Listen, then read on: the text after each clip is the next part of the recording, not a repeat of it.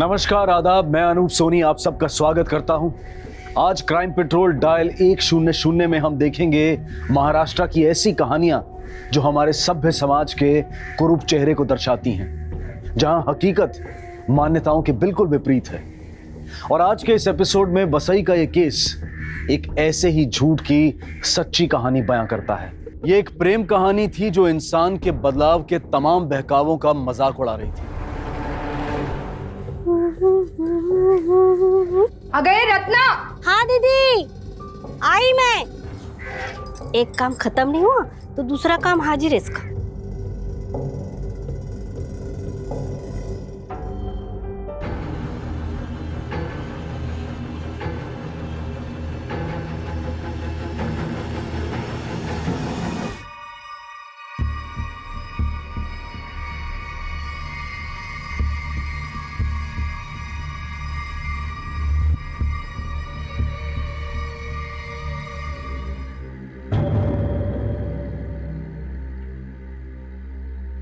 आहो चला, नाश्ता रेडी है।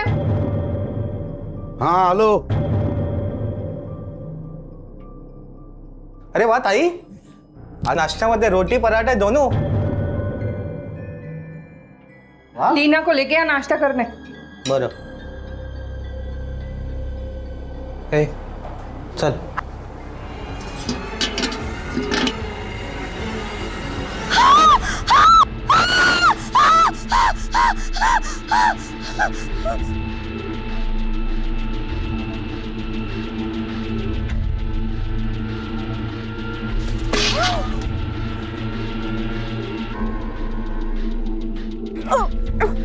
बेटा, मुझको लगता है बहुत लोगों को काट के फेंका है इधर। मामा आप मेरे को देख के क्यों बोल रहे हो? तू सामने थी इसलिए तेरे को पुलिस को फोन करना। मैं फोन करके आता हूँ पुलिस जाके। कान की नीचे दूंगा मैं, यहाँ पे पुलिस वाला ही खड़ा हूँ ना। आओ, आप उसके ऊपर क्यों भड़के हो? अभी सोचो क्या करें। ये सब बहुत भारी पड़ने वाला है हम लोगों पर। मुझे तो डर है इस चक्कर में आपकी कहीं नौकरी ना। चुप, बिल्कुल चुप।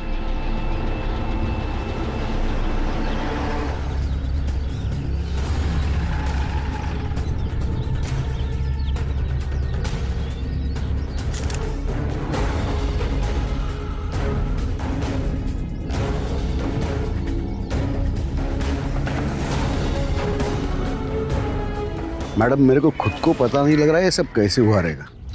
हाँ, मेरे को लगता है रात को किसी ने काटा और फेंक दिया। सुबह ये रत्ना पानी लेने आई तभी उसने देखा। किसकी डेड बॉडी है? अरे मैडम, इसको कैसे पता रहेगा? इसने भी तो सभी लोग के साथ देखा अभी। उसको नहीं पता होगा तो आपको पता होगा ना। मुझे अगर पता होता तो मैं खुद बताया था। मैं खुद हैरान हूँ।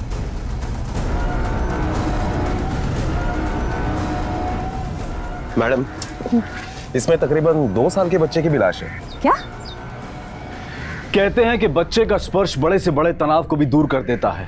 तो फिर ये कौन दरिंदा था जिसने एक मासूम 2 साल के बच्चे के टुकड़े कर दिए थे? और इनामदार परिवार संदिग्ध तरीके से क्यों पेश आ रहा था? कहीं इस दरिंदगी की जड़ें इस घर में तो नहीं थी, या वो कोई और था? ओहो, तो मेरे दोस्त को प्यार हुआ है? हम लोग शादी करना भी चाहते हैं लेकिन उसका बाप नहीं मान रहा है। तो टेंशन क्यों लेता है? अगर लड़की तैयार है, तेरे से प्यार करती है, तो घर से भगा के लेके जा उसको। प्लान बना, उसको घर से बाहर निकाल, उसके आगे का मैं देख लेता हूँ। सुन ना, उस टाइम क्यों तुम किसी के लपड़े में पड़ रहे हो? ये लड़की भगाना ये सब ये ठीक नहीं है। तो क्यों इतना फालतू का टेंशन ले रही है? हाँ? दुनिया में क्या कोई पहली बार लड़की भगा रहा है क्या? मेरा दोस्त है, उसको मदद तो करनी पड़ेगी ना। हम क्यों चोरों की तरह मिलते? बस हो गया। अब कल ही मैं अपने आई को अपने बारे में बताता हूँ। तेरी आई को बताने से क्या होगा? मेरे आई बाबा शादी के लिए कभी नहीं मानेंगे। लीना, हक का दरिया ही है, उतर के भी पार करना पड़ेगा ना, तो भी करेंगे। माना तो ठीक, नहीं तो भगा ले जाऊंगा तुम्हें। हिम्मत है तो और बहुत कुछ करने की हिम्मत है मेरी। दिखाओ क्या? दिखाओ दिखाओ। नहीं,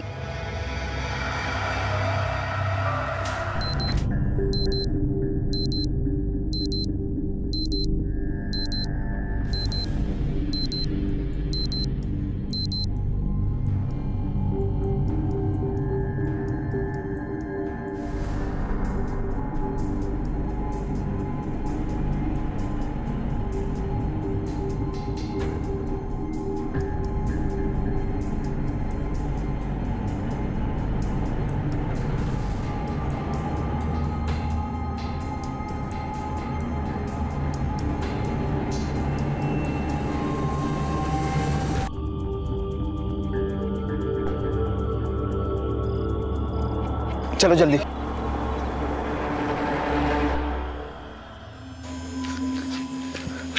इंतजाम हुआ? हाँ, आज की रात एक लॉज में इंतजाम हो गया है। तुम दोनों वहीं पे रुको, कल सुबह होते ही एक मंदिर में शादी करा दूंगा। थैंक्स यार। मेरा दोस्त है यार, तेरे लिए कुछ भी करूंगा। हाँ चलो चलो निकल।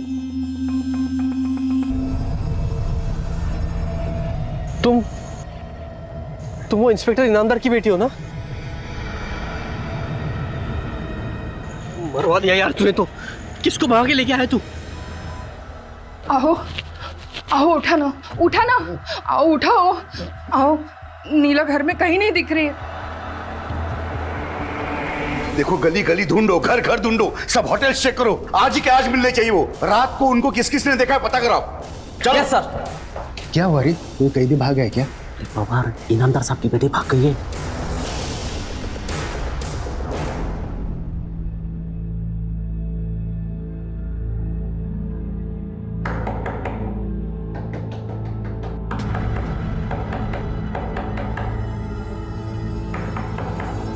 टीना जल्दी उठो, टीना उठो, तुम अंदर बाथरूम में छुप जाओ, मैं देखता हूँ कौन आ गया। जाओ जल्दी।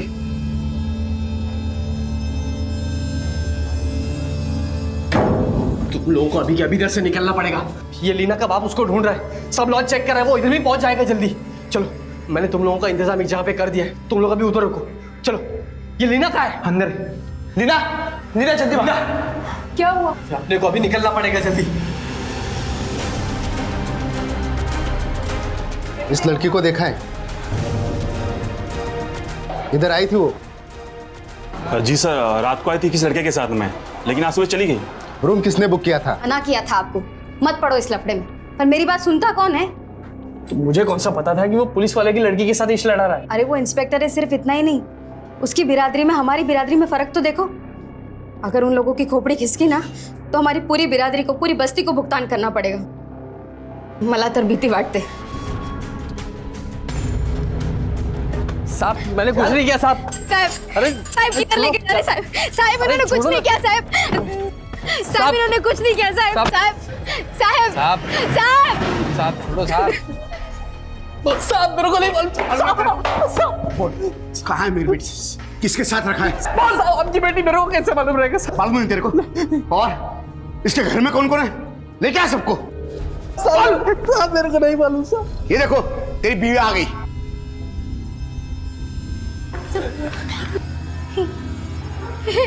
काय केले?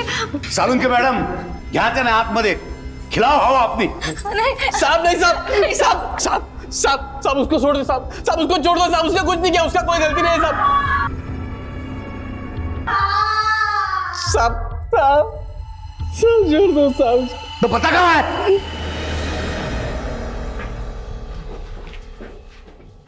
सगळीकडे नीट छोटा, तू वरती जा, तुम्ही आ जाना।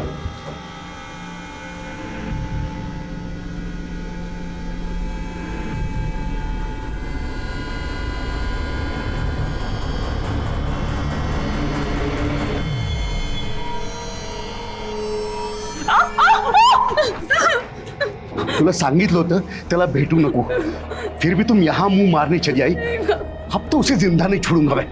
बोल कहाँ है वो? बोल कहाँ है? वो खाना लेने गया बाबू। खाना खिला रहे तेरे को? और बाहर टाइट फिटिंग लगाओ, अगर मिलेगा तो क्या करना उसे तुम्हें पता है। चलो। ये बड़े लोग हम लोग को कुत्ते के माफिक समझते, मालूम? जब मन करा, जब जी चाहा उठा लिया और पीट डाला।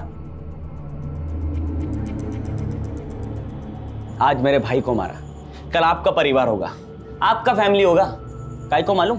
क्योंकि हम लोग जवाब नहीं देते। अरे जब अपने ही चमको दबाते हैं तो बाहर वाले तो दबाएंगे ना। भाऊ बहुत हो गया दबना, अब हिसाब बराबर करके ही रहेंगे।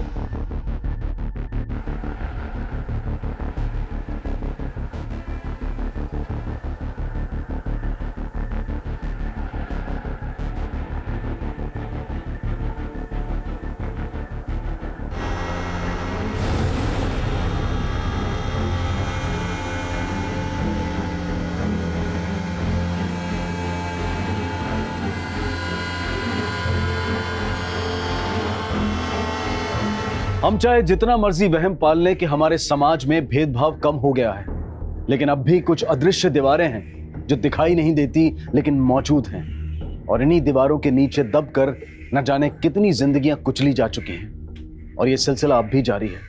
क्या अपनी मर्जी से जीवन साथी चुनना गलत था, या फिर योगेश जो एक प्रेमी जोड़े लीना और समीर की मदद करना चाहता था वो गुनाह था? और अगर नहीं तो उन्हें किस बात की सजा मिली थी? और फिर इस प्रेम कहानी ने 6 महीने के बाद जो रूप लिया वो दिल दहला देने वाला था।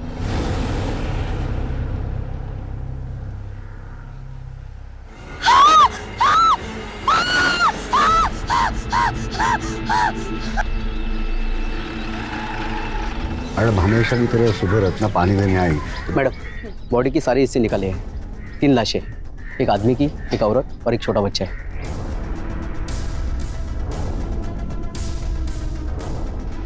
ये केस हमें जल्दी से जल्दी सॉल्व करना होगा। 2 बिरादरी का मामला है, गलती से भी पब्लिक भड़क गई ना तो संभालना मुश्किल हो जाएगा।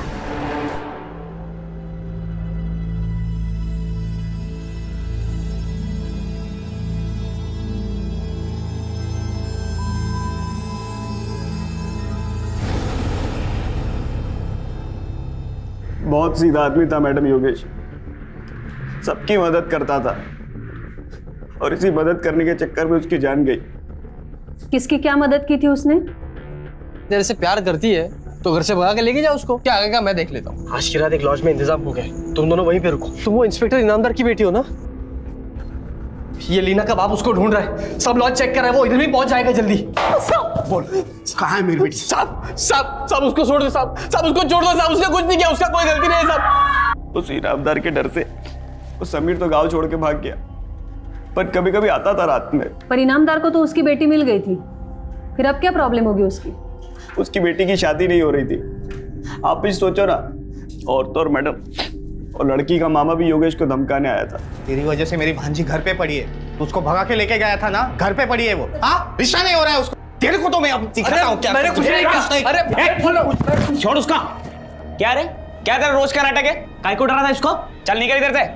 अभी तो मैं जा रहा है, लेकिन मेरी भांजी और घर पे पड़ी रही ना, गुलामी बख्तो। तू क्या कर रहा है यहाँ पे? क्या पट्टी पड़ा रहा है मैडम को? इनामदार, आवाज कमी करा, बाहर जाओ। मैडम मैं यहीं पे बैठ के ये क्या बातें सुनाता है आपको, क्या कहानी सुनाता है सुनता हूँ ना। I said out.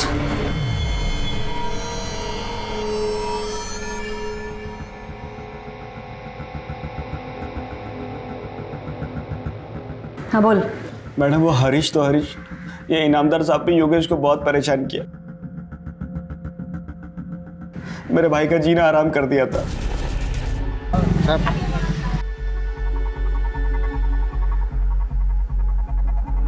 मिरर का है? हाँ का है ना, यही तो है। सब टूटा हुआ मिरर लेके गाड़ी चलाना अलाउड नहीं, मालूम नहीं क्या तेरे को? साहब लेकिन ये और हाथ गिरे। साहब लेकिन साहब ये तो गलत है ना साहब।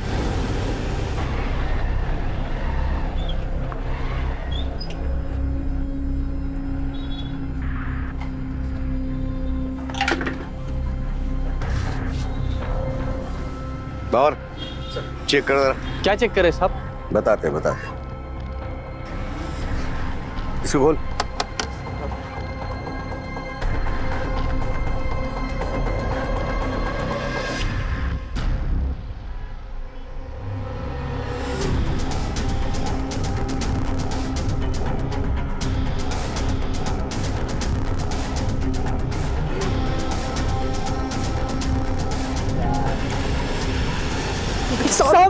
क्या ये कहाँ से लाया?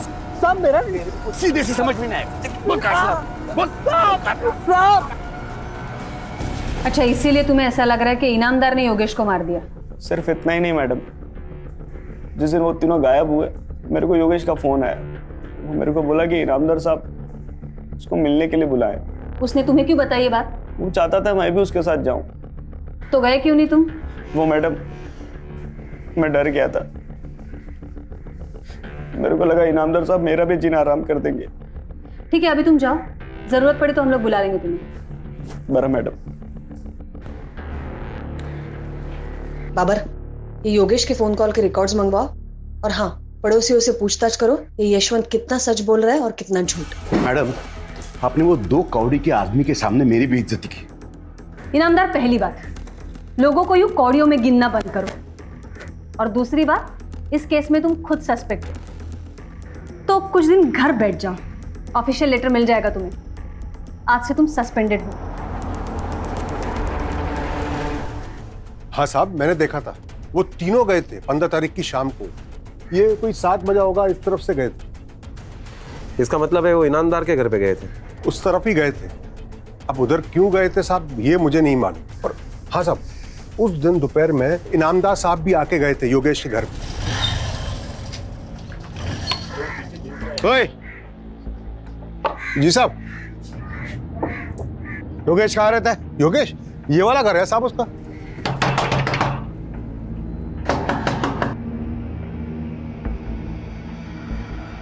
साहब, योगेश को बुलाओ। वो तो नहीं है साहब घर में। अच्छा, हाँ। देखो तो।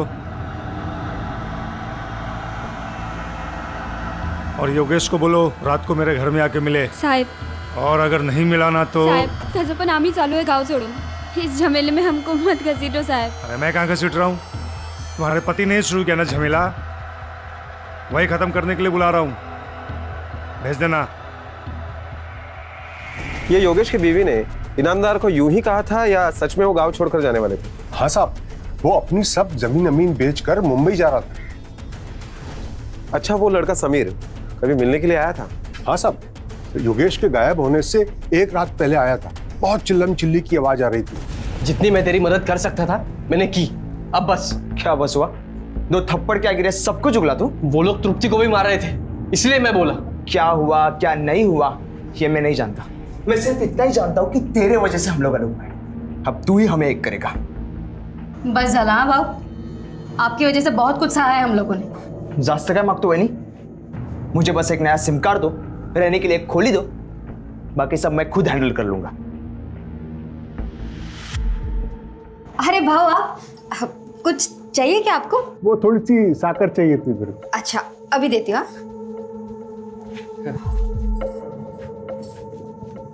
बाबर, पोस्टमार्टम रिपोर्ट के हिसाब से तीनों का खून 15 तारीख को 8 से 11 के बीच हुआ है। लेकिन मैडम, डेड बॉडीज को देख के ये लगता है कि उन्हें एक दिन बाद यानी 16 तारीख की रात को पानी में फेंका गया था। योगेश और उसके पत्नी की मौत तो जहर देने से हुई है, लेकिन बच्चे की मौत गला काटने से हुई। मैडम, पड़ोसियों के मुताबिक इनामदार ने योगेश को घर पे बुलाया था। यह भी तो हो सकता है कि योगेश इनामदार के घर पे गया हो, फिर इनामदार ने उन्हें जहर देकर मार दिया और फिर बॉडी के टुकड़े करके पानी में फेंक दिया होगा। नहीं, एक बात सोचने लायक है बाबर, इनामदार अपनी बावड़ी में क्यों लाशें फेंकेगा, और वो भी एक दिन बाद? क्योंकि पानी में खून तो कहीं नहीं था। मैडम, इनामदार पुलिस वाला है, उसने पुलिस वालों की तरह ही सोचा। हम उसके ऊपर शक ना करें, इसलिए शायद उसने ऐसा किया होगा। हो सकता है, बिल्कुल हो सकता है। और पोस्टमार्टम रिपोर्ट में और एक बात है, लाशें काटने के लिए किसी करवट जैसी चीज का इस्तेमाल हुआ है। ये इनामदार की सोच उसकी तरह ही घटिया है। हर चीज में वो ऊंच नीच देखता है। मुझे तो लगता है कि खून उसी ने किया होगा। उसकी बेटी समीर के साथ भाग गई, उसे बर्दाश्त नहीं हुआ होगा। बाबर, एक काम करो, योगेश के और इनामदार के फोन के कॉल रिकॉर्ड्स मंगवाओ, और ये इनामदार को भी बुलवाओ जरा।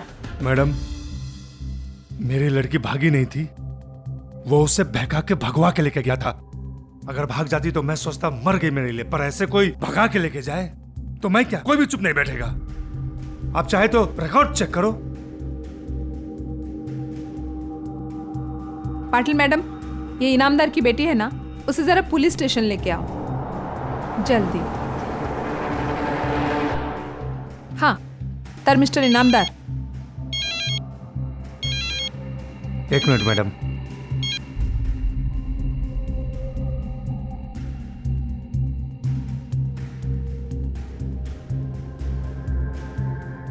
सॉरी मैडम, वो घर से फोन था। बसा। इनामदार, 15 तारीख को योगेश को तुमने घर पे बुलाया था? हाँ, बुलाया तो था, मगर वो आया नहीं। वो आया नहीं था या तुम्हारे घर से वापस गया ही नहीं? हाँ, मैं मानता हूं कि मेरा गुस्सा था योगेश पर, मगर उससे ज्यादा गुस्सा मेरा समीर पे था। अगर कुछ करना ही था तो मैं योगेश को क्यों करता, समीर को करता था। हाँ, योगेश पे तो तुम्हारा बहुत कम गुस्सा था, इसीलिए उस पर फेक केस लगवाया, वो भी जबानी। लॉकअप में बंद करवाया, खूब पीटा। हाँ, वो तो ऐसे ही। फिर कैसे इनामदार? जादू से बुलेट आई उसके स्कूटर में?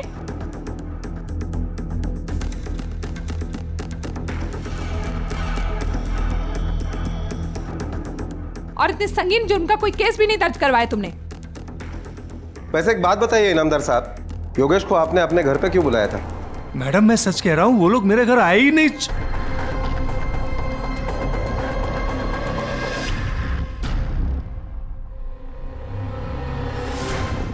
मिसेस इनामदार, आप दोनों बाहर रुकिए।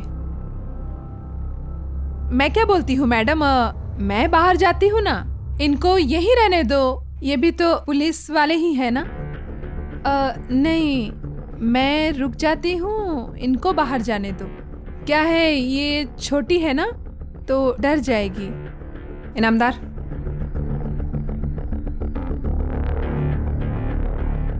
ये बस बस बस घाबरो नकोस। तुमने चेहरा क्यों ढाक रखा है दुपट्टे से? दुपट्टा हटाओ। डरो नहीं, दुपट्टा हटाओ।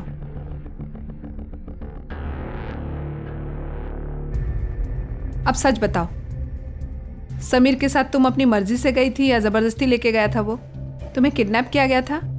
नहीं मैडम, मर्जी से नहीं, वो मुझे जबरदस्ती ले गया था।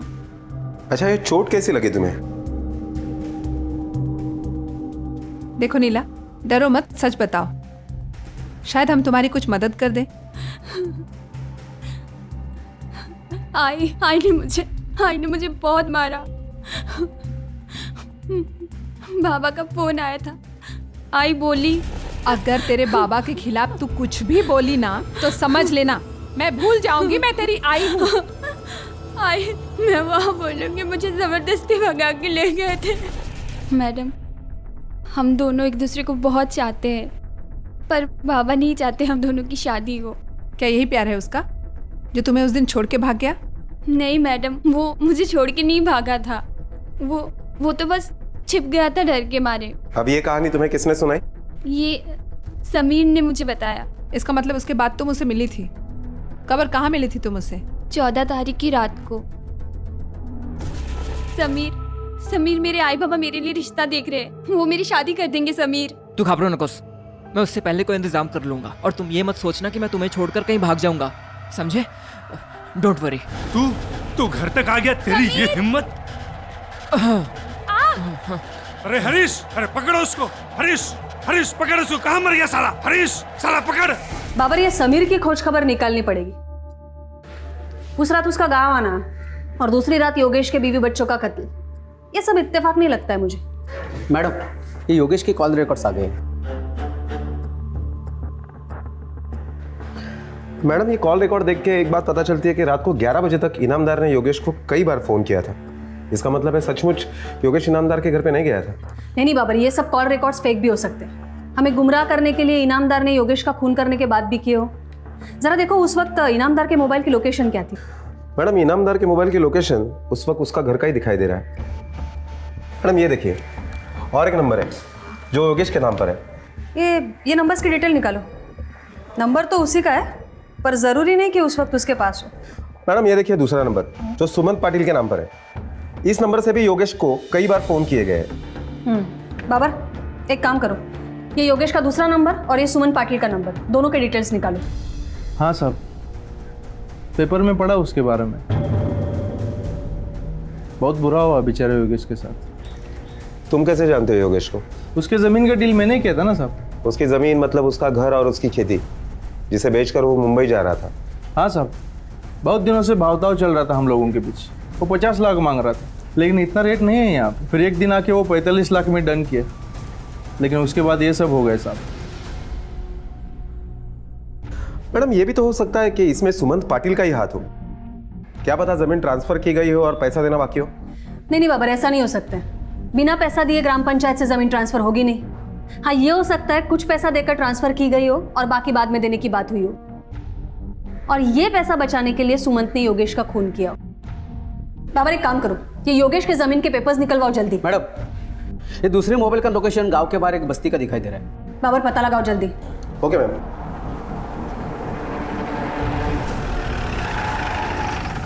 साहब, वही रूम है।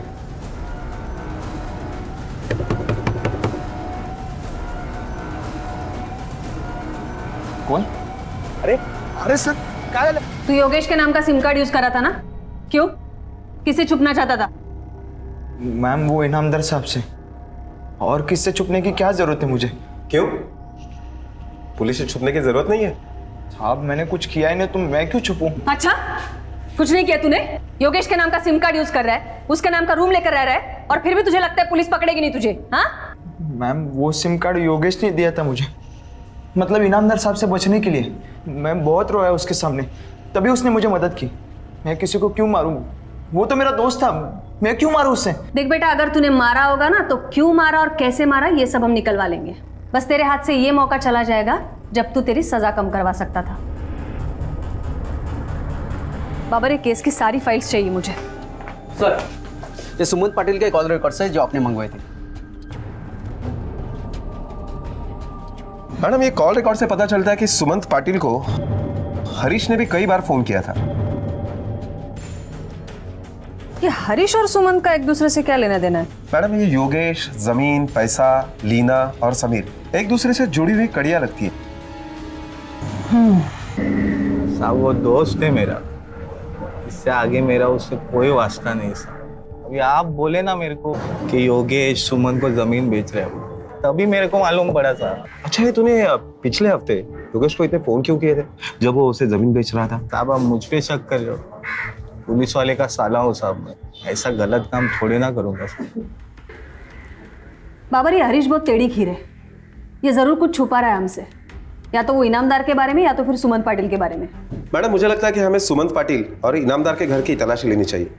हो सकता है कि मर्डर वेपन उनके घर पर ही मिले या कोई खून के धब्बे भी मिल सकते हैं। ये इनामदार और सुमंत पाटिल के साथ साथ समीर के रूम की भी तलाशी लेनी चाहिए। बाबर, एक काम करो, कल सुबह जल्दी से जल्दी सर्च वारंट लेके आओ कोर्ट से। इनामदार, तुम्हारे घर का सर्च वारंट है मेरे पास। कोपरा शोधूंगा। Yes sir. बाबर मेरी बात सुनो, तुम्हें यहाँ पे कुछ मिलने वाला नहीं है। बिरादरी में मेरी नाक कटेगी। देखो, ये तुम भी जानते हो, it's a part of investigation, और तुम्हें जो कुछ कहना है मीरा मैडम से कहना।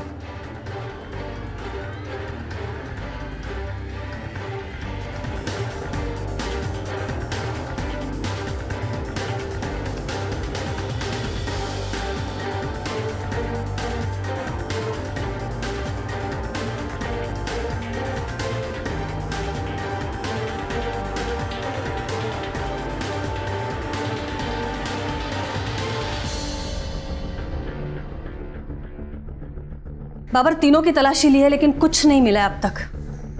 आखिर क्या है और कहाँ है? ये कातिल बहुत शातिर है या फिर ऐसा कुछ है जो हमारी नजरों से छुपा है अब तक?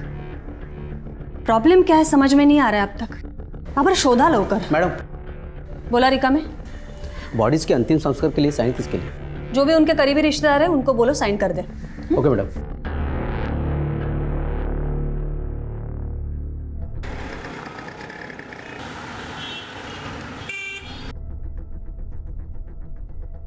यशवंत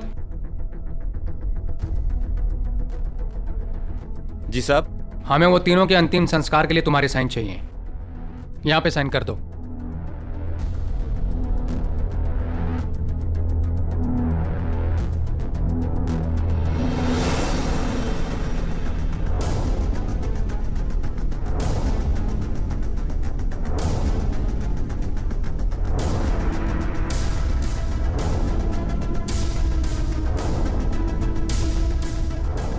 ठीक है सर। हाँ,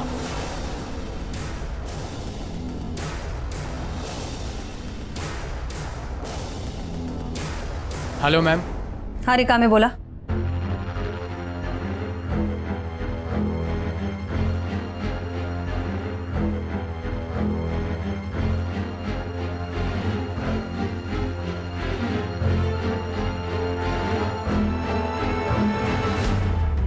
यशवंत, क्या हुआ साहब? अरे 2 पेपर और भी है, एक काम करो, पुलिस स्टेशन जाके साइन करके आओ। काय को? नज़दीकी रिश्तेदार तुम हो, अंतिम संस्कार के लिए बॉडी तुम्हें सौंपनी है इसलिए। हरीश, इनामदार साहब ने तुम्हें भी बुलाया। अच्छा, फोन मत करो, मैडम के सामने बैठे हैं, यहाँ तक फंसे हुए हैं। चलो साथ में चलते हैं। नहीं नहीं, तुम दोनों चले जाओ, मुझे थोड़ा काम है। ओके ठीक है। कशाला बोलवलंय? लाव लवकर. कशाला बोलवलंय? चला बाबर.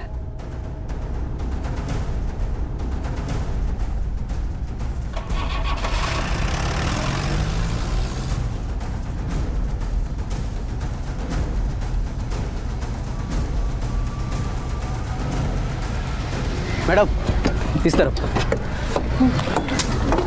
आइए.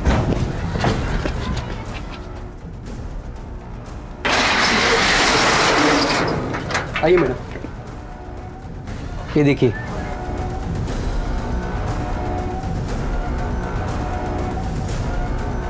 बाबर, जरा देखो ये चिटिया क्या इकट्ठा कर रही है.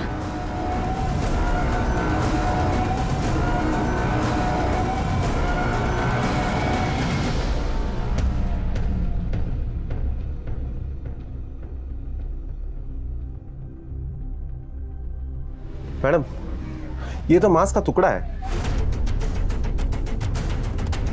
शोधून काढा सगळं. छान मारो सब. बाबर, हे सगळं खोदा. देखो और क्या मिलता है. शिंदे, कोदर फावड़ा लेके आओ.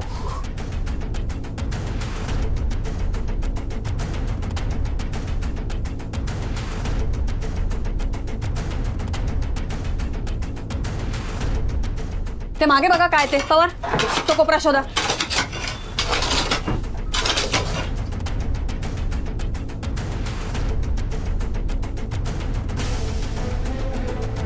ती भिंत शोधा तिकडे. बघा.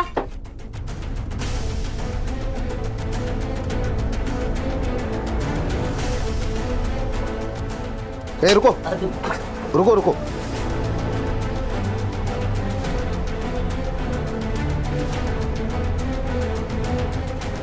मैडम, मैडम ये देखिए. सांगे फॉरेंसिक लैबला पाठवा. और हाँ, फॉरेंसिक लैब में बोलो रिपोर्ट जितनी जल्दी हो सके उतनी जल्दी चाहिए. और हाँ, पुलिस स्टेशन फोन करके बोलो दोनों को बिठा के रखें. दोनों ने मिलके खून किया है या फिर दोनों में से किसी एक. मैडम, मैंने यशवंत के कस्टमर से पूछताछ की और उनसे यही पता चला है कि ये दोनों कारपेंट्री में पार्टनर थे. मैडम, ये फॉरेंसिक रिपोर्ट आ गई है. बाबर, इतने दिनों में करवट से उंगलियों के निशान तो मिट चुके हैं, लेकिन जो मांस का टुकड़ा हमें मिला था वो योगेश की पत्नी तृप्ति का है. इसका मतलब एक बात साफ है, कत्ल वहीं हुए हैं. लेकिन किए किसने? हरीश ने, यशवंत ने या फिर दोनों ने? सच बता रहा हूँ साहब, मैंने उसको नहीं मारा साहब. वो तो मेरा भाई है साहब, मैं काय को उसको मारेगा. सब उसका इनामदार के साथ लफड़ा था.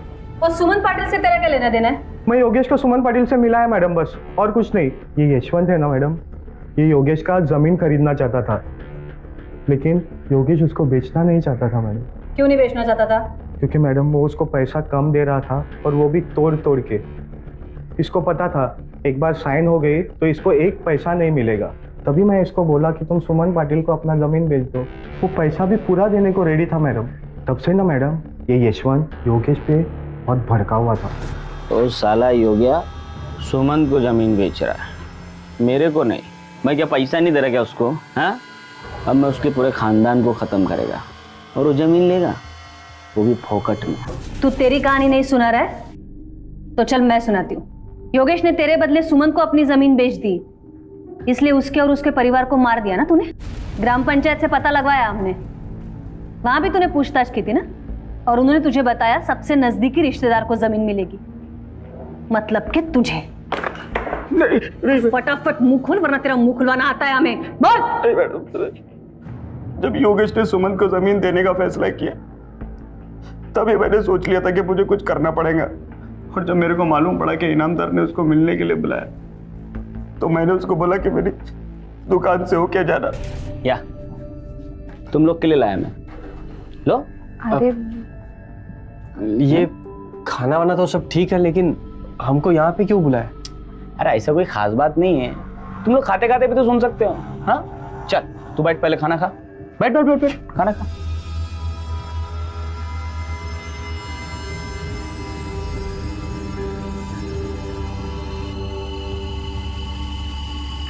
बच्चे ने खाना नहीं खाया था इसलिए वो जिंदा था.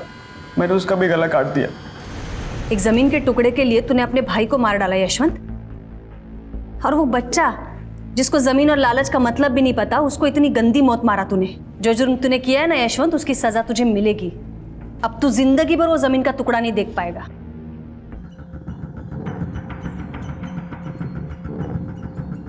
पापा चले?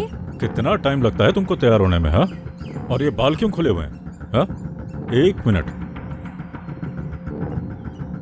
ये तुमने लिपस्टिक लगाई? पापा आज वैलेंटाइंस डे है ना।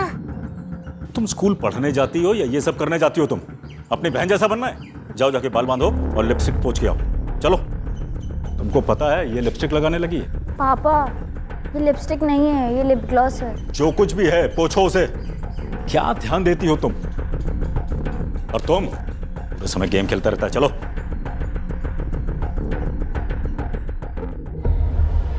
न रहो न निराश करो मन को, कुछ काम करो, कुछ काम करो।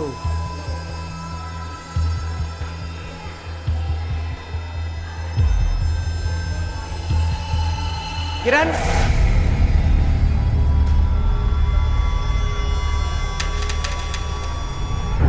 क्या छुपा रही हो? कुछ भी नहीं सर। मैं वहां पढ़ा रहा हूं और तुम दोनों यहाँ पर बातें कर रही हो। दोनों सामने देखो और बैठो।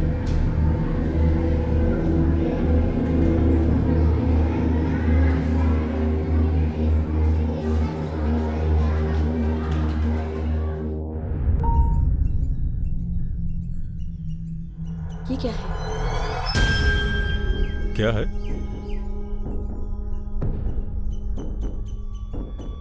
किरण, किरण, यहाँ आओ। हाँ पापा। क्या है ये? हाँ, तुम्हारी कॉपी से मिला है।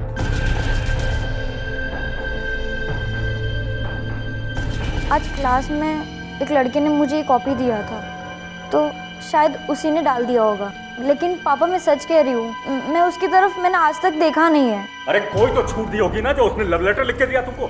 शर्म नहीं आती तुमको? कितनी मेहनत करता हूँ, ओवर टाइम करता हूँ ताकि तुमको अच्छी एजुकेशन दे सकूं, और तुम ये कर रही हो? बॉयफ्रेंड चाहिए तुमको? कौन है ये पार्थ? कौन है? कहते हैं कि जब बाप का जूता बेटे के पैरों में फिट आने लगे तो पिता को उसे अपना दोस्त मान लेना चाहिए। ये शायद एक आसान सा नियम है जो ये बताता है कि माँ बाप को अपनी औलाद के साथ उम्र के खास दौर में किस तरह से पेश आना चाहिए। लेकिन माँ बाप अक्सर इस नियम को अनदेखा कर देते हैं या फिर उतनी गंभीरता से नहीं लेते जितनी गंभीरता से लेना चाहिए। और अगर औलाद बेटी हो तब तो किसी नियम और सावधानी की जरूरत ही नहीं समझी जाती। उसे संभालने और सुरक्षित रखने की कोशिश में अक्सर माँ बाप जानबूझकर या फिर अनजाने में उनके साथ ज्यादती कर बैठते हैं और उनका विश्वास खो बैठते हैं। और बच्चा उनसे प्यार करने, उन पर यकीन करने की बजाय उनसे डरने लगता है। अपनी जिंदगी से जुड़ी जरूरी बातें उनसे छिपाने लगता है, जैसा कि किरण कर रही थी। किरण, कितना लेट हो गया है, अभी तक सोई है। कितना अंधेरा कर रखा है कमरे में। ये कांच कैसे टूटा? रात को ठीक था। किरण, किरण ये कांच कैसे टूटा है? किरण, किरण!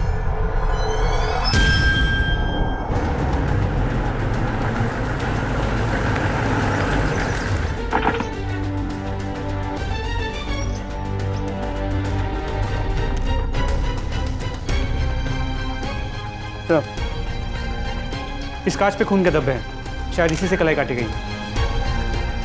अगर ये वही टुकड़ा है तो हो सकता है इस पर फिंगरप्रिंट्स हो। इसे लैब में ले जाइए और टेस्ट कीजिए। पीछे भी चेक करो। एग्जैक्टली क्या हुआ था कल रात? कुछ खास नहीं हुआ था सर। रोज की तरह किरण अपने कमरे में चली गई और हम लोग अपने कमरे में। देर रात में उसके कमरे में गई भी थी। खिड़की खुली हुई थी, मैंने बंद भी किया। और जब सुबह उठाने गई, उसकी कलाई कटी हुई है और बॉडी पर जितनी चोटों के निशान है उतनी चोटों में आदमी इतना चिल्लाता है कि पूरा मोहल्ला उठ जाए। और आप लोगों ने कोई आवाज भी नहीं सुनी। हम सच कह रहे हैं सर। अपनी बेटी की चीखें सुनते तो बचाते नहीं उसे। किरण का किसी से झगड़ा हुआ था इन दिनों? या फिर कुछ अनयूजुअल सा बिहेव कर रही हो? या फिर कोई ऐसी बात है जो आपको लगता है कि हमें मालूम होनी चाहिए? सेलफोन कहाँ है किरण का? सेलफोन नहीं रखती थी किरण। इस जमाने की लड़की, इस एज की लड़की, और मोबाइल नहीं रखती थी। कमाल है। नहीं सर, वो उसकी पढ़ाई की वजह से हमने अलाउ नहीं किया था। एक बार रूम फिर से चेक करो और पंचनामा करवाओ। सर।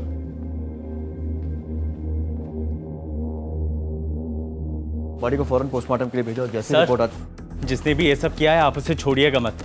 बड़ी प्यारी बच्ची थी। हमारा यही काम है, घबराइए मत, वो बचेगा नहीं। वैसे आप यहीं रहते हैं? 1 महीने पहले ही आया हूँ। इसके पहले मैं सागर में जॉब करता था, पर फैमिली और बहन से इतना दूर था, इसलिए वो जॉब छोड़कर अब भोपाल में तलाश रहा हूँ। काफ़ी क्लोज हैं अपनी दीदी के? क्यों नहीं होऊंगा सर, इकलौती बहन है मेरी। ठीक है संजय, पूरा मैटर काफ़ी कंफ्यूजिंग है। कोई खिड़की का कांच तोड़कर अंदर आता है, किरण को मारता है और फिर रूम सेट कर चला जाता है और घर वालों को कुछ पता नहीं चलता। ये बात कुछ हजम नहीं होती। सर ये तब हो सकता है जब उसे मारने वाला कोई घर का हो, ये ऑनर किलिंग का मामला हो सकता है। हाँ, लेकिन किरण एक जवान लड़की है, एटलीस्ट चिल्लाकर पड़ोसियों को तो उठा ही सकती थी। अनलेस किसी ने उसका मुंह बंद कर दिया हो तो। एक हाथ से मुंह बंद करके दूसरे हाथ से कलाई काटना इम्पॉसिबल है, एक आदमी का काम नहीं हो सकता। इस ब्रिजेश के बारे में पता करो कि कैसा आदमी है। क्या सचमुच यहाँ नौकरी की तलाश में आया है या फिर किसी और मकसद के लिए इसे यहाँ बुलाया गया है? सर,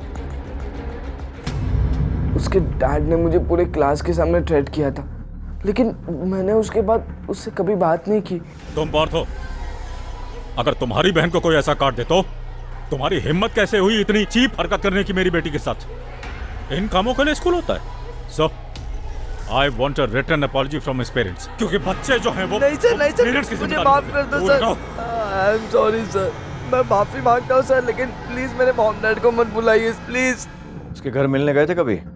नो सर, मुझे तो ये भी नहीं पता कि उसका घर कहाँ पे। सच में मैंने कुछ नहीं किया, बस एक गलती हो गई मुझसे। एक बात बताओ, किरण का किसी और के साथ अफेयर था? I don't know sir. Phone है ना तुम्हारे पास?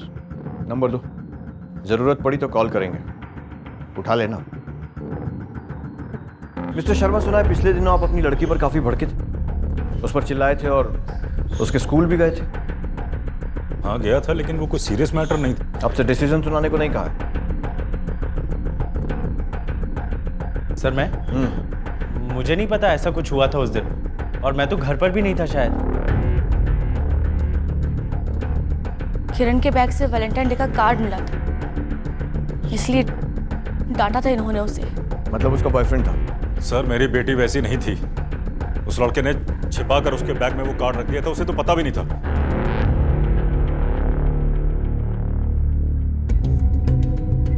सर, ब्रिजेश का बैकग्राउंड चेक किया, लड़कियों के मामले में उसका रिकॉर्ड साफ नहीं है। अगर ये मान भी लें कि ये सब ब्रिजेश ने किया है, फिर भी किरण के चिल्लाने की आवाज़ उसके माँ बाप को क्यों नहीं सुनाई दी? और ये फात के कॉल रिकॉर्ड्स, इनके हिसाब से उस रात को वो किरण के घर के आसपास भी नहीं था। सर, ये रही लड़की की पोस्टमार्टम रिपोर्ट।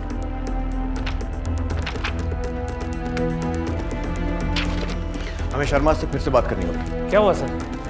जरूर हमसे कुछ छुपाया जा रहा है। और हाँ, रास्ते में किसी खिलौने की दुकान पर रुकना है।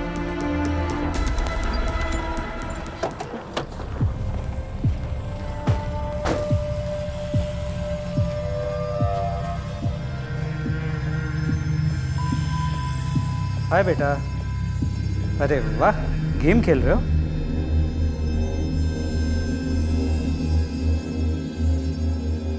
सुनिए, फैमिली वालों को छोड़कर बाकी सब प्लीज बाहर जाइए, हमें इनसे कुछ बातें करनी है। मेरे पास तुम्हारे लिए उससे अच्छी गेम है, लो खेलोगे? लो, अच्छी है ना फ्रेंड्स?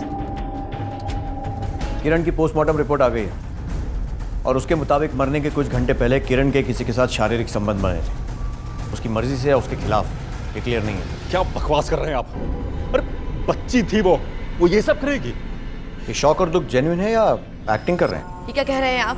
किरण के बैग में एक कार्ड देखकर ही अपने गुस्से पर काबू नहीं रख पाए थे। एक 15 साल के लड़के को धमकाने पहुंच गए थे। तो ये सुनकर कि किरण के किसी के साथ शारीरिक संबंध थे, पहला ख्याल क्या आया होगा इनके मन में? यही कि किरण को खत्म कर दें, और शायद ऐसा किया भी। बताइए शर्मा जी, कैसे मारा अपनी बेटी को? ये सच नहीं है, सब झूठ है। सच है ये, और ये भी सच है कि ये आपके अकेले के बस की बात नहीं। आपके परिवार का कोई सदस्य या फिर शायद सभी शामिल हैं। बेटा, अब हम फ्रेंड्स हुए ना, तो अपने फ्रेंड को एक बात बताओगे? बेटा, कोई ऐसा था जो तुम्हारी दीदी को मिलने आता हो रात में, अकेले में या सबसे चुपके? मामा जी।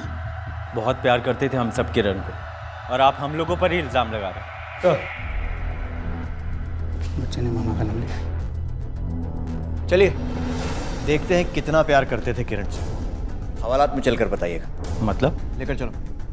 पर सर मैंने किया क्या? लेकर चलो इसे। ये क्या कह रहे हैं सर आप? वो भांजी थी मेरी, मैं उसके साथ। अरे मैं तो कभी उसके कमरे में भी नहीं गया। हाँ, उस रात कुछ आवाजें जरूर आ रही थी उसके कमरे से। नंबर की क्या ज़रूरत है? हम इंटरनेट कॉलिंग पर भी तो बात कर सकते हैं।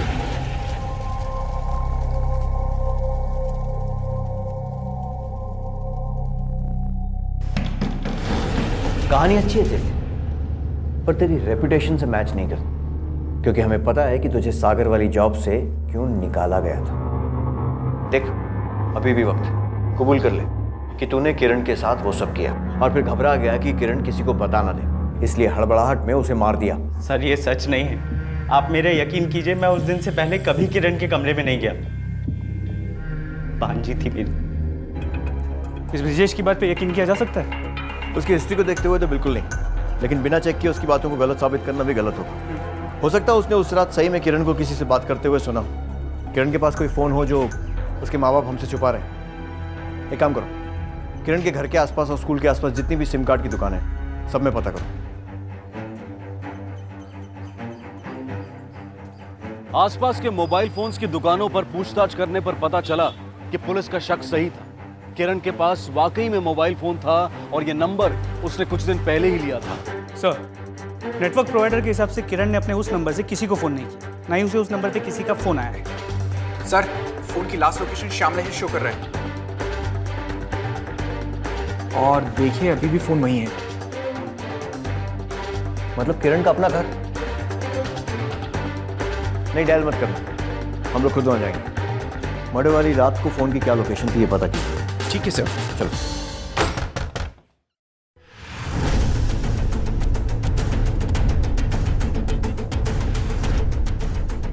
अब क्या हुआ सर? हादसे से कुछ दिनों पहले किरण ने मोबाइल फोन खरीदा।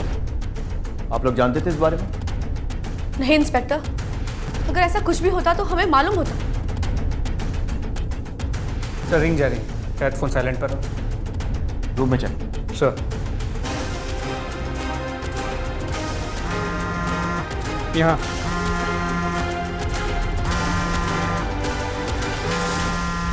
सर मिल गया।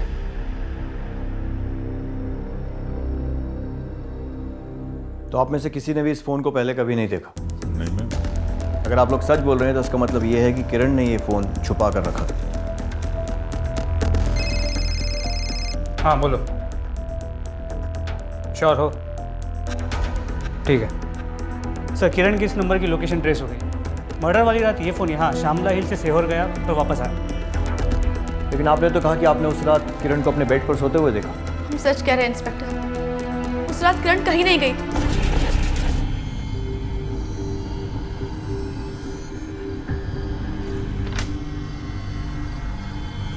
खिड़की बंद करके जब मैं कमरे से बाहर निकली तो वो अपने बेड पर ही सो रही थी। चेहरा देखा था आपने उसका? आपकी बेटी मोबाइल फोन यूज करती है और आपको नहीं पता। आपकी बेटी आधी रात को इतनी दूर तक निकल जाती है लेकिन आपको उसका भी कुछ आइडिया नहीं।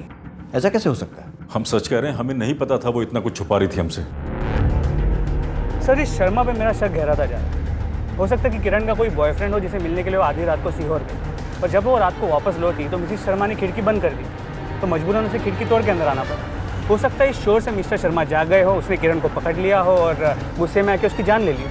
हो सकता है, लेकिन किसी भी बात को दावे से कहने से पहले यह पता लगाना होगा कि किरण उस रात गई कहाँ थी और किससे मिली। सर इस फ़ोन में एक इंटरनेट कॉलिंग एप्लीकेशन डाउनलोड है जिससे फ़ोन भी किए जा सकते हैं और मैसेज भी भेजे जा सकते हैं, लेकिन इसकी डिटेल्स निकालना काफ़ी मुश्किल है। सर किरण ने इसमें फेक प्रोफाइल बनाई हुई थी जिससे वो साहिल नाम के किसी लड़के से बात किया करती थी। उन दोनों के कुछ मैसेजेस भी इसमें एक्सचेंज हुए थे, आप इसमें देख सकते हैं। लेकर आओ इस साहिल को। सर शुरुआत उसी ने की थी।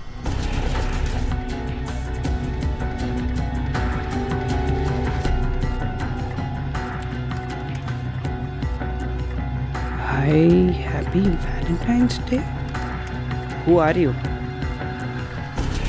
मुझे तो पता भी नहीं था कि मैसेज वो कर रही है, इसलिए मैं उसे मिलने गया था। हाय।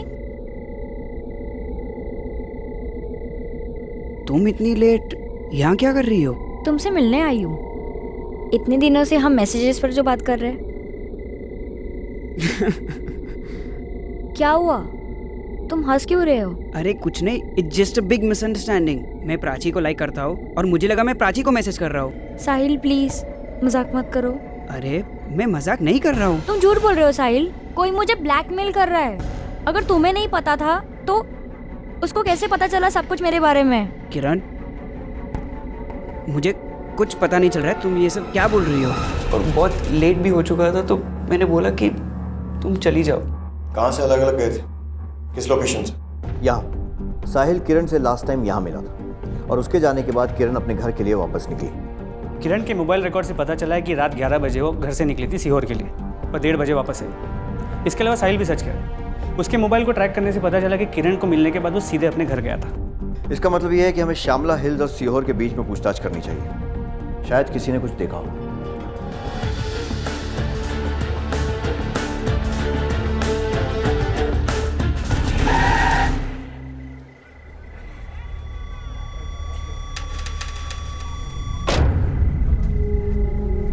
अन्ना दिखता नहीं है क्या? तो बेटा तुम ठीक तो हो ना? तुम्हें कुछ हुआ तो नहीं ना? अंकल मैं तो ठीक हूँ लेकिन ये टूट गया। आसपास कोई गराज है क्या? मुझे इसे अभी ठीक कराना है। हाँ, आगे सीधा एक गैराज तो है, बट एक बार देख लो, शायद खुला हो। Thank you uncle. वो गैरेज कहाँ है? सर वहाँ पर है। Thank you.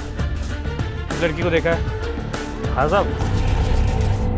भैया कितने पैसे लगेंगे? 4000 तक लग जाएगा मैडम। लेकिन भैया अभी तो मेरे पास इतने पैसे नहीं है। मैं काम करती हूँ, थोड़े से पैसे अभी दे देती हूँ, बाकी का कल दे दूंगी। बंद करने का टाइम है मैडम, पैसे हो तो बोलो, नहीं तो कल गाड़ी आकर ले जाना। कौन हो तुम? क्यों मेरे पीछे पड़े हो? कौन हो तुम?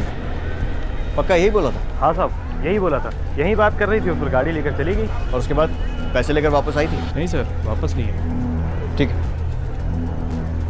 इसका मतलब ये है कि किरण अपने पापा मिस्टर शर्मा की गाड़ी लेकर उस रात को निकली थी। लेकिन जहाँ तक मुझे याद पड़ता है, अगले दिन सुबह जब हम उसके घर गए थे, उस गाड़ी का रियर व्यू मिरर एकदम सही सलामत था। सर हो सकता है उसने किसी और गैराज से रिपेयर कर लिया। हो सकता है। श्यामला हिल से लेकर सीहोर के बीच के जितने भी गैराज हैं, सबको छानो।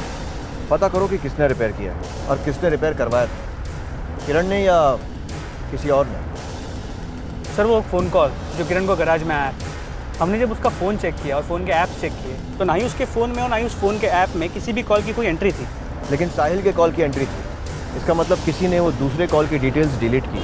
सर 14 फरवरी को सुबह 9:30 बजे किरण ने अपना एक फेक प्रोफाइल बनाया था और जिस कंप्यूटर पर ये फेक प्रोफाइल बनाई थी उसका आईपी एड्रेस ट्रैक करने पर पता चलता है कि ये उसके स्कूल का है। मतलब ये हो सकता है कि उस ब्लैकमेलर को किरण के उस फेक प्रोफाइल के बारे में स्कूल के ही कंप्यूटर से पता चला हो सकता है सर।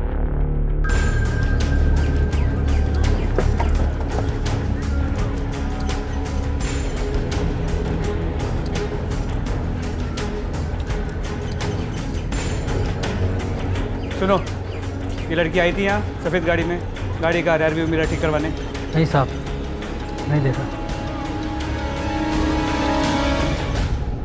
सर ये है किरण का कंप्यूटर, वो इस पर बैठा करती थी।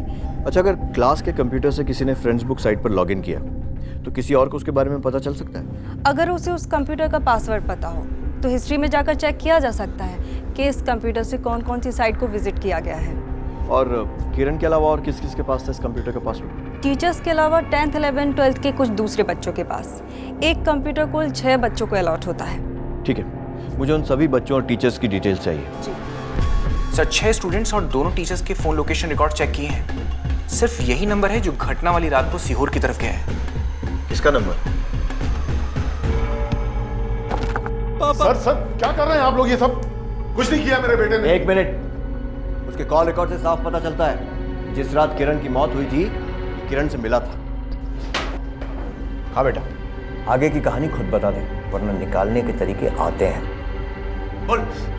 सर मैं और किरण लैब में एक ही कंप्यूटर पे काम करते थे। फिर मैं एक दिन कंप्यूटर लैब में उसको नोट देने गया तो देखा वो किसी से फ्रेंड्स बुक पर चैट कर रही थी। उसके अगली बार जब मेरा टर्न आया तो मैंने कंप्यूटर से उसकी हिस्ट्री निकाल ली। सर, मैं तो सिर्फ उसे मज़े के लिए डराना चाहता था, लेकिन उस रात जब मैंने उसे फ़ोन किया तो कौन हो तुम? क्यों मेरे पीछे पड़े हो? 980057 यही है ना तुम्हारे पापा का नंबर?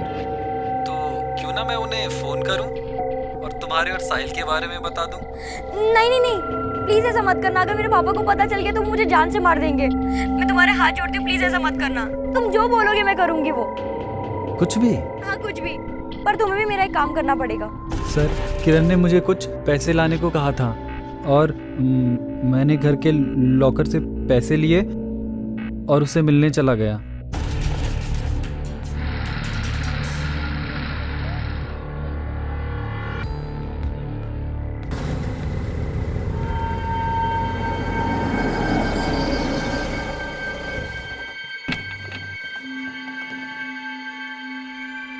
भैया, ये गाड़ी का कांच ठीक करना था।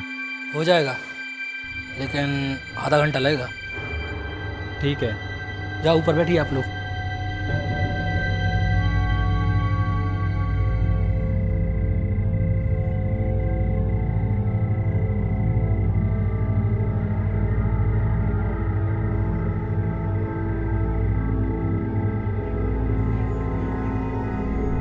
तुम शुरू से ही मुझे अच्छी लगती थी, बस हिम्मत नहीं हो पाई तुमसे बोलने की।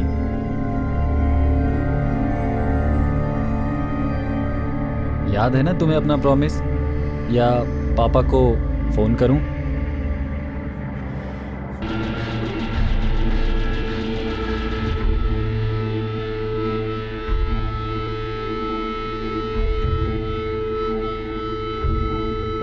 क्या चल रहा है यहाँ पे? कुछ नहीं, हम तो बैठे हुए थे। सब रिकॉर्ड कर लिया है इसमें। उम्र है तुम लोगों की ये सब करने की?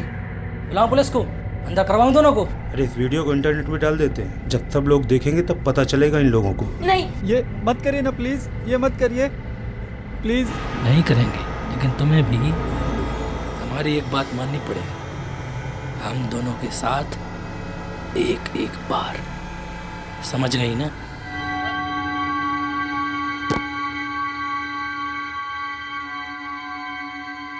मैं कुछ नहीं कर सका। वो दो लोग थे और मुझसे बड़े भी थे। उसके बाद मैंने किरण की गाड़ी में बैठकर उसके मोबाइल से मेरे पूरे कॉल्स डिलीट कर दिए और उसके बाद वो अपने घर चली गई और मैं अपने घर। उसके बाद जो हुआ सर, मुझे कुछ नहीं पता। आई स्वेयर सर, मुझे कुछ नहीं पता। कौन से गैराज में हुआ था ये सब?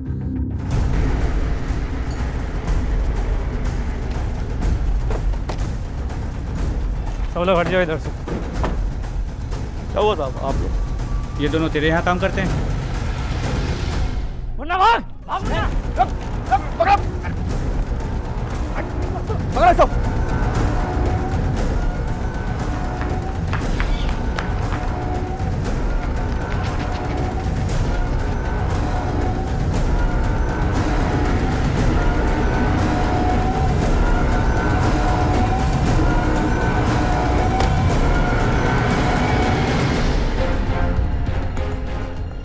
सर, फोरेंसिक डिपार्टमेंट से फ़ोन आया। किरण के बेड के पास मिले कांच के टुकड़ों पर ब्रिजेश, साहिल, पार्थ या उन दोनों मैकेनिक में से किसी के भी फिंगरप्रिंट्स नहीं हैं। आपके गुस्से ने आपकी बेटी की जान ली है मिस्टर शर्मा। उसके हाथों आपकी गाड़ी का रियर व्यू मिरर टूट गया था, सिर्फ एक कांच।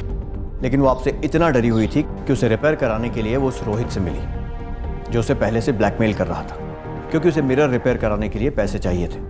और उसके साथ वो उस गैराज में गई जहां उसके साथ वो सब हुआ। और इस सब के बाद किरण रात को वापस घर आई।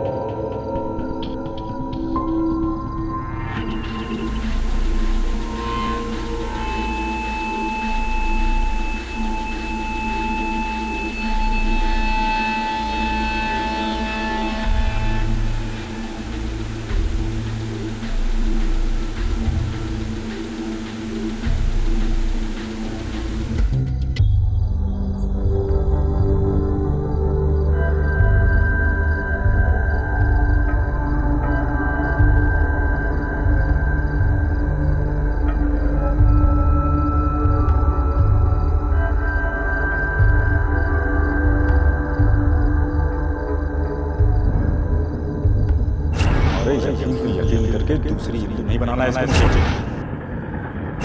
हिंदू बनाना है